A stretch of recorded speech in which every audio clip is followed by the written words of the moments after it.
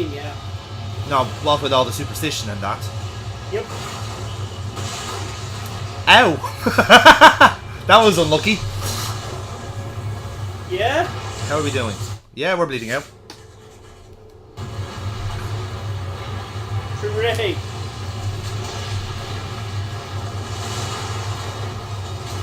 Is this mirror that got faster doing that? Possibly. I think it's because we only have the one thing to heal, so. And the bandages, I think, takes the longest time, so the... You could be right, though. You could be right.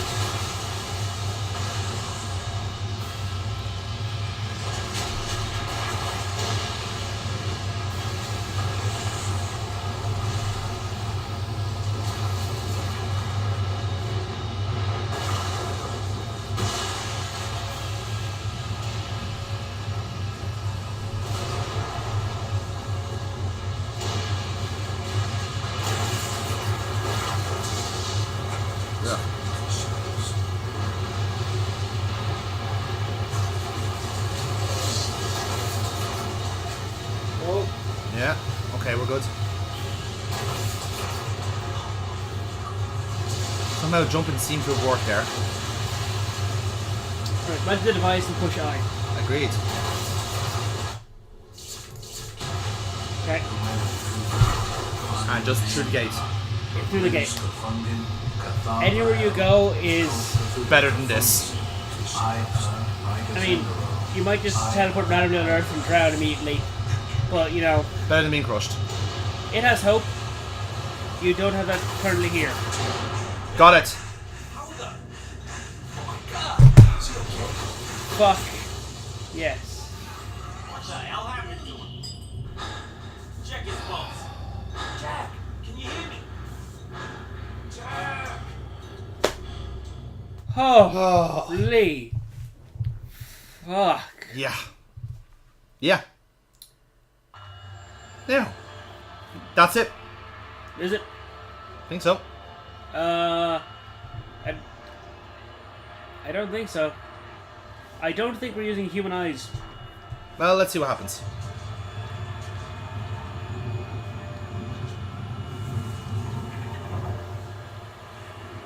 Well, Paul? Look familiar?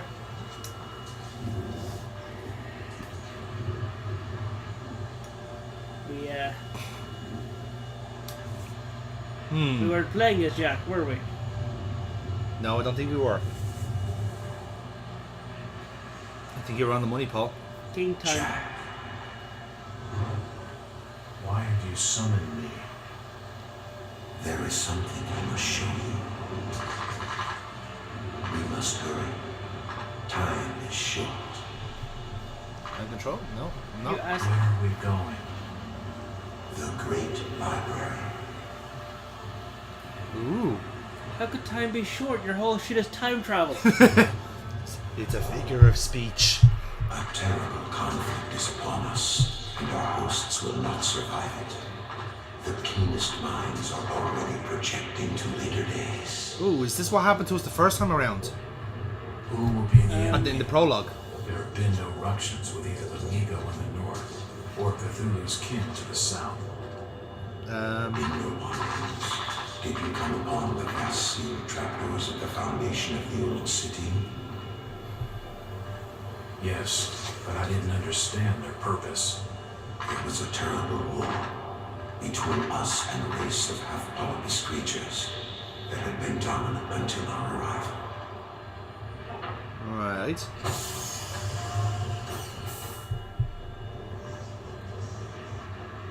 This volume tells of that bloody period.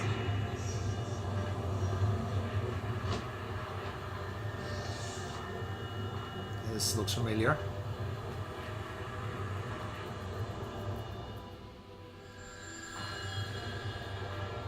Why are you showing me this now?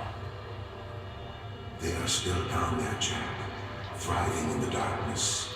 They are plotting to break free of their bonds and wreak a terrible revenge. The end is inevitable and close, very close. How much time do we have? What the hell was that? You are no longer safe. Okay, yeah, we can have it here. Now it's time.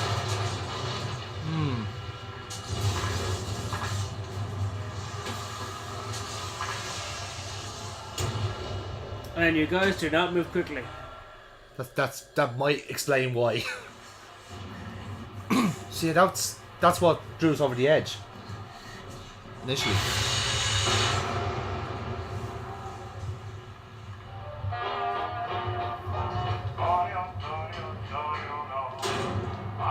We're back to the start.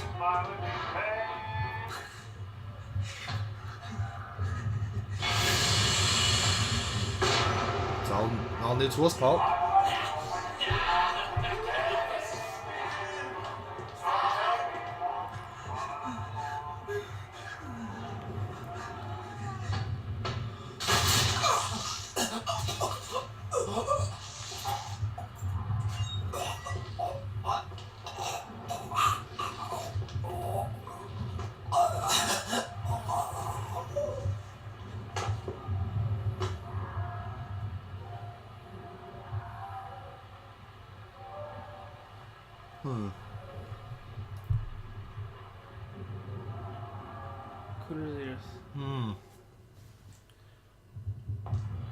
Mr. Walters? Mr. Walters? Can you We hear obviously me? survived. Mr. but- Walters? Like, just about. Yeah. I guess it's back to the interrogation room. Yeah, I guess.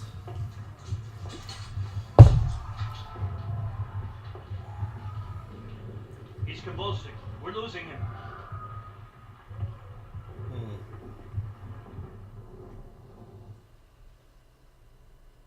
Well. Huh. Now my end I can fully see. My last case opened in me a new fear. A real fear. A fear of myself. Of what I am and what I have always been. All that I was is now lost. Hope, purpose, pleasure, all meaningless. I now walk in the shadows between worlds, and it is there I have finally glimpsed upon what lives in the dark corners of the earth. And that's it. I think that's the end, Paul. I mean, that kind of makes sense. Yeah. Like, we've been through some spooky fucking shit. Yep. Agreed. And that's us. Mythos rank D, fuck you. We got 97% completion. That's something at least. Weapon accuracy 47%, not... Well, this is based off my playthrough, by the way. No, this isn't the stats from the first time we did this. This is like literally from the last 2 sessions we've had. Drug abuse is clean. Yes, because again we died the last time and recontinued, so we actually didn't take any drugs. And our medical condition is nut job. Yeah, well, I'll take that.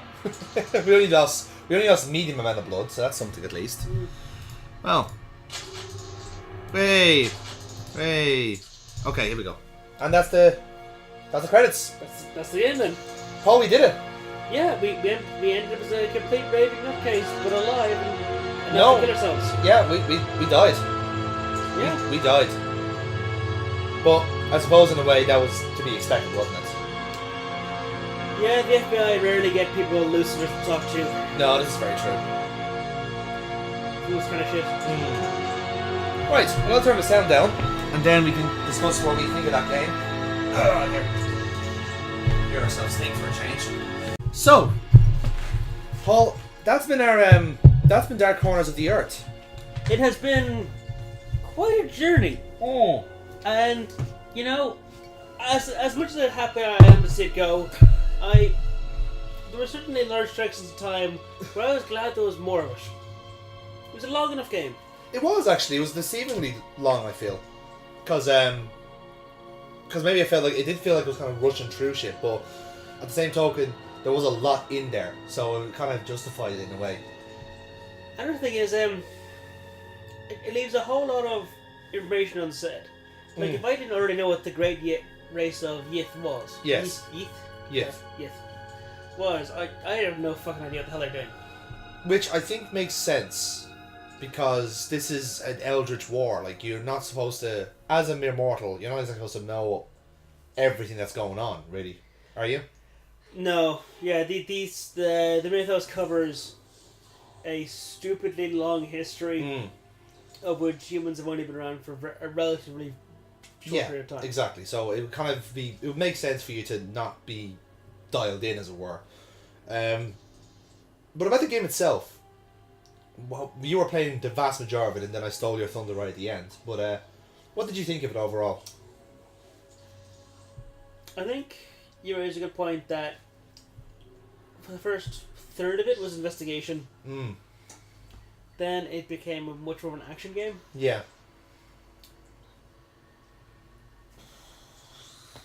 I'm not sure what I think of it, of the last part. I kind of liked it.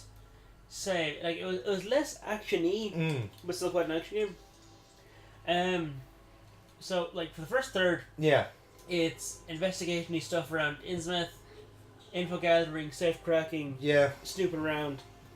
You come with this phone, and mostly humanoids are after you. They have guns. Yeah.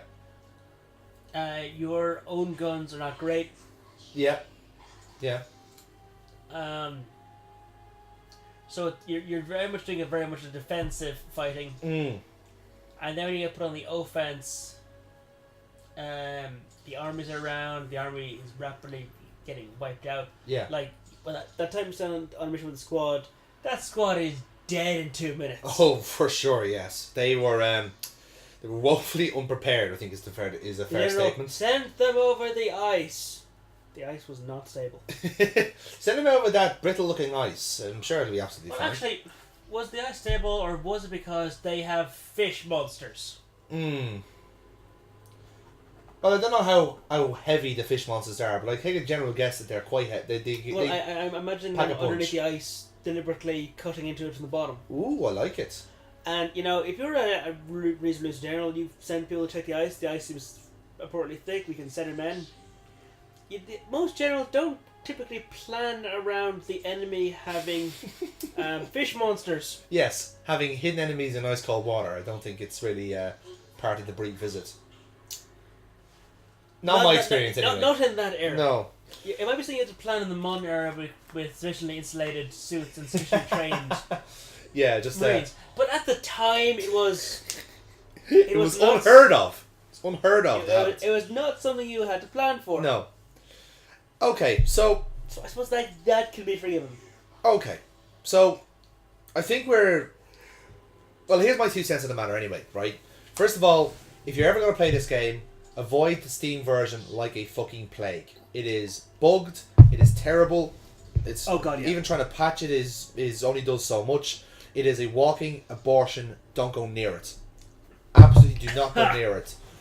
The Good Old Games version, though, is 1,000 times better than this, and I sincerely hope that it stays up on the website this time, because I think it was up initially, got taken down, and now it's back up again, hopefully for good, because this version is so by far better than the Steam version, it's not even funny. Let's see, the difference is, for one thing, the Good Old Games version doesn't seem to have any out of nowhere deaths. Absolutely none.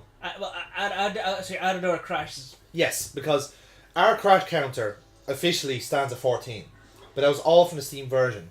The last 2 sessions myself and Paul have been in, I played, because again I would have said this the last time we had an actual break in the action. I played through the entire thing before you arrived in like a 6-hour block and got through the whole thing, no crashes, no problems whatsoever, and even then, even the action and everything else went far more smoother.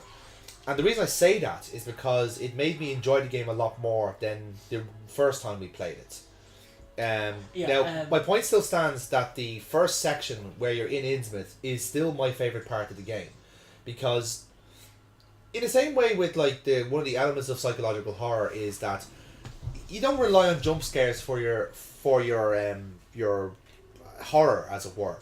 The horror is the fact that is this kind of impending sense of doom, this kind of paranoia, this anxiety that everyone is looking at you in the town. Wherever you're going, somebody is staring at you, and that's very, very deliberate. You can blame poor AI for that, maybe, but whatever you're doing, there's somebody watching you, there's somebody talking about you, there is clearly something going on in the background, and you're just working around that. And that's what I loved about that part of the game, was that you can clearly tell you're being conspired against, but you can't do fuck all about it.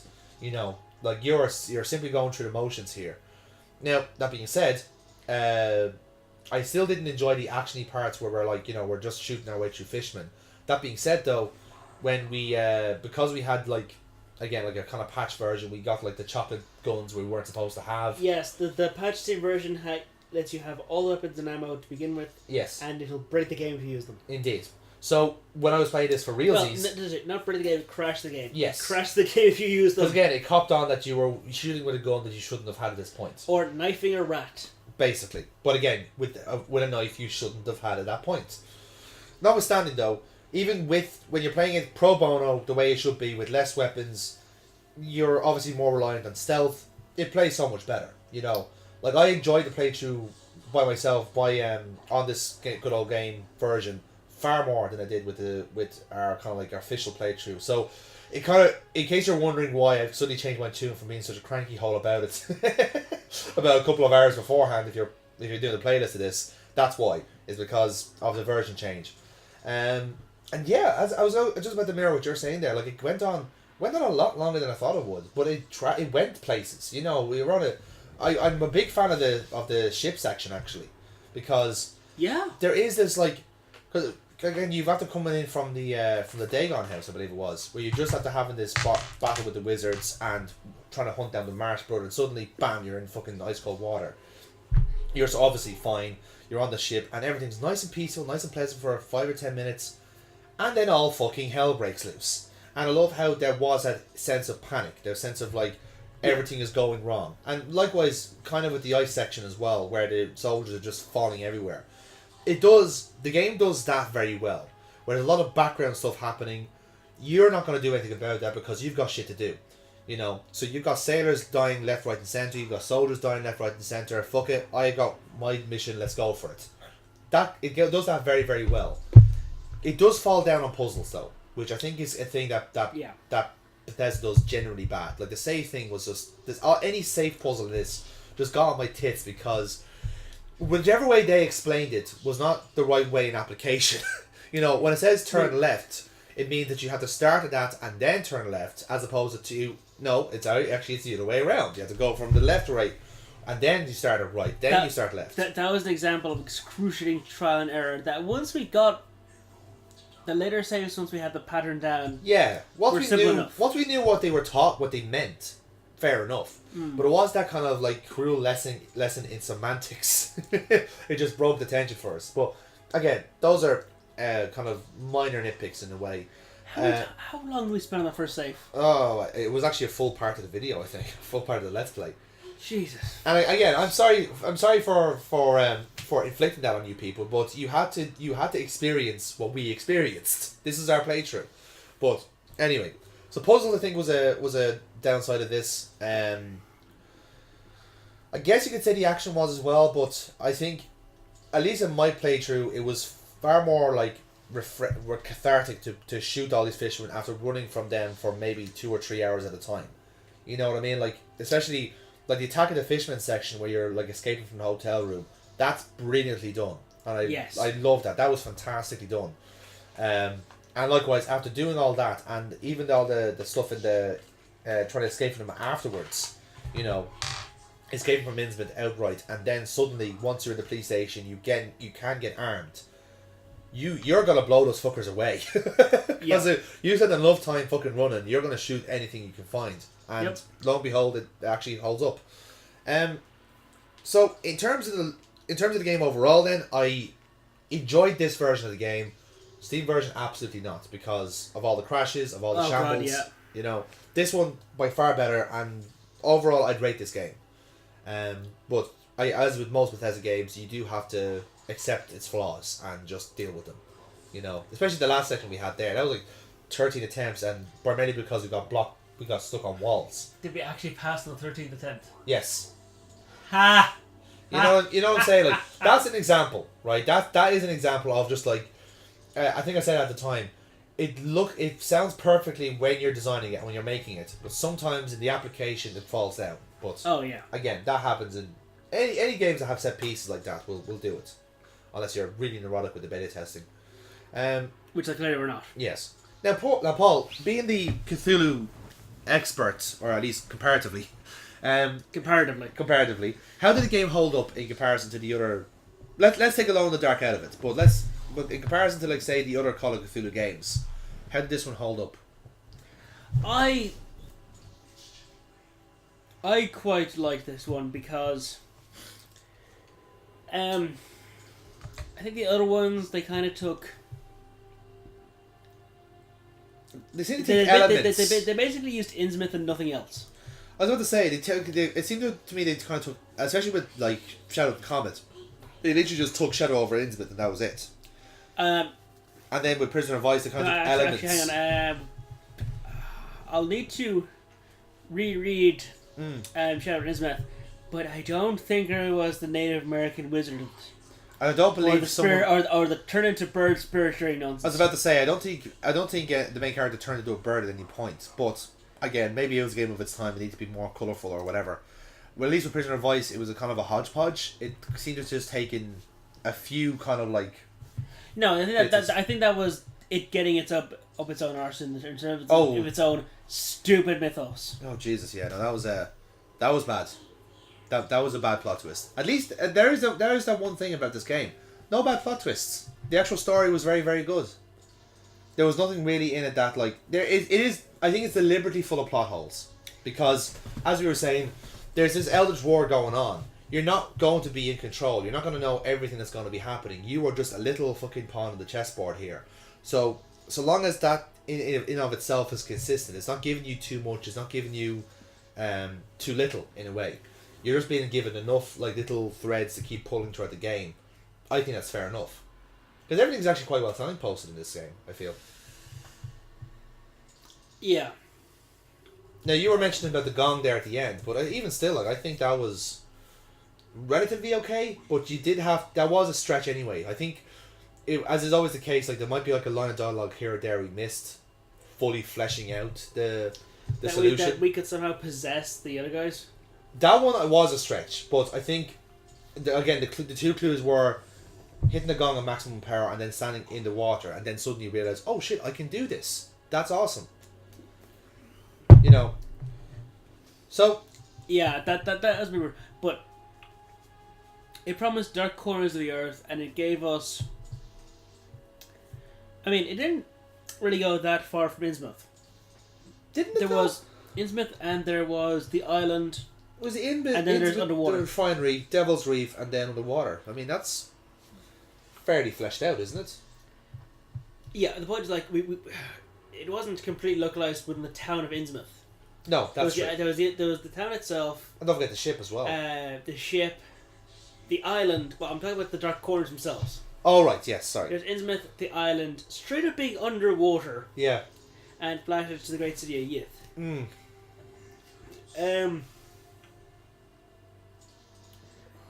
I mean, yes, I dark corners plural. I give it that. Okay, so maybe like 2 out of the 4 corners, maybe.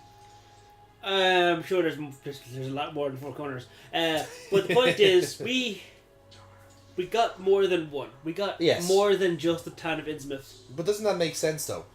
If you are just being a pawn on the chessboard here, you're not going to see everything. You're only going to see whatever you've been designed for. Well, yeah, that's fair. But the point is, the game promised me multiple dark corners, and it delivered more than one dark corner of the world. Well, that's all, that at least you could say that. And again, I think courtesy of having a game that wasn't programmed with with sludge essentially, I think you can actually appreciate the game for what it was. Like just the little things of having a game that works properly is just, lo and behold, actually makes you enjoy it more. How controversial is that? Like, if only you can internalize the sluggish of the controls with just being... You're playing a guy who's not an athlete, not a professional soldier, and is completely terrified of everything around him. Yes. Quite a human character, actually. Yeah. Because he wasn't like that much of a bullet sponge, as it were. Like, when you got hurt, you got fucking hurt. Strictly speaking, like... Oh, God, yeah. It was Rocket Tag. Yeah, exactly. It's you went down fast as bullets. Yes, that's very true. So that's pretty much our rundown, Paul. Have you got any more points to make? I think I'm fresh out. I think I'm good. Like it left me Overall, I wanting enjoyed a bit it. of closure with some concepts, but I still found the ending satisfying. Yeah. In that, yes, he survived long enough to completely derange and kill himself, and it gave us the rating of like nutjob. Yes. I'm wondering, is there a way of getting a lower sanity and an alternate ending? I doubt it. I honestly don't know if that's the way it works. I know with the patch, I think it gives you an extended ending that was hidden in the game code. That could have been what we saw there, but I wouldn't know myself. I'm sure someone can correct me in the comments if that's the case. But yeah, no, I mirror that. I'd say just everything was satisfactory. The main problem with this game has always been the programming. Really, I don't think anyone's had any major objections to the story or anything else about that. It has just been the way it's been made. Okay, but here's my point. I want to know the aftermath. And, okay, my gripe is I want more of this. And that's not a bad gripe to have. That's a pretty good That's gripe. not a bad gripe to have. If a game has been able to do that to you, then it's delivered, quite frankly. Yeah, I could do a bit more stories. Like, I give kudos to projects that give you at least a glance at the aftermath. Yes. Because there's too many books and games under belts that said, and happily ever after, up until you realise the aftermath is so bad, you're kind of fucked. Yeah, that's fair. Yeah. Like that's fair. there's at least a few things. Like it's got its own TV tropes. That's true. Whose name eludes me. It might be like Death by Aftermath or. It could be that. Again, I'm sure someone will actually say that in the comments. But so Paul, we're at a bit of a crossroads, aren't we, Pet? Because this was kind of the main event of the series, wasn't it? When we think about it. It's been the chunkiest. Yes. It's been the chunkiest, and it's given us a lot of good. It has. Now, here's the thing, right? There are 2 or 3 other Call of Cthulhu games we could play as part of the series. Now, as far as I know, it's going to be retreading the same territory that this game has been, as far as I know. I think there is one that's completely different, but I have to follow up on it and see if it's been released yet. Now, the other thing we could do, and I think this is definitely a goer, is continue on with the Giselle Mythos series as part of this shall we say, series, Call of Cthulhu, because we've already done 5 Days a Stranger. So, fancy going to space, Paul? The answer is yes, obviously. I mean, who doesn't want to go into space? Yeah. Yeah. Yeah, I think we go to space. Go to space? Yeah. Yeah, like it's a palate cleanser. Yes. I mean, like the oceans and the monsters are all dangerous. Tell you what, let's get as physically far away from that as spatially possible for a while. Yes. And then when we are reunited, it'll be all the more savoury. I like the way you think. And more salty as the ocean is. That's fair. Either one works, depending on how we like the game. So in that case, folks, that's Dark Horse of the Earth finally done after nearly a year and a half of playing it. I hope you enjoyed it. Me too, because it's been a fucking long playthrough. So we've had pain, we've had tears, we've had rage quits. We've had them all. It's been a roller coaster. It's been a journey. Let's just say that. And to get the full experience, you do need to start with the Steam version, just to have the pain. I don't want to inflict that on people. If you want to enjoy the game, you play the right version. If you want to suffer, you play the Steam version. That's simple. It's as simple as that. Or better yet, just watch the series. Yeah, actually, that's better off. Yeah, that's better off. You'll see the pain without having to personally feel it. If you're able to empathise, then by all means, watch the Call of Cthulhu series. Anyway, folks, that has been it. We will be back then to play the 2nd edition of the Giselle Mythos, which is 7 Days of Skeptic, which we've already done the first game in the series, I should say, on the Call of Cthulhu channel. You can have a look at that if you want to. Until then, it's been fun, Paul. It has been. It has been a journey, and I'm so glad Good Old Games made this. It has made this far more enjoyable. It has actually made it a good old game. So, in that case, guys, what else can we say? Thanks for watching. Thank you. Oh wait, there is one thing we could say. Goodbye, Mr. Parker.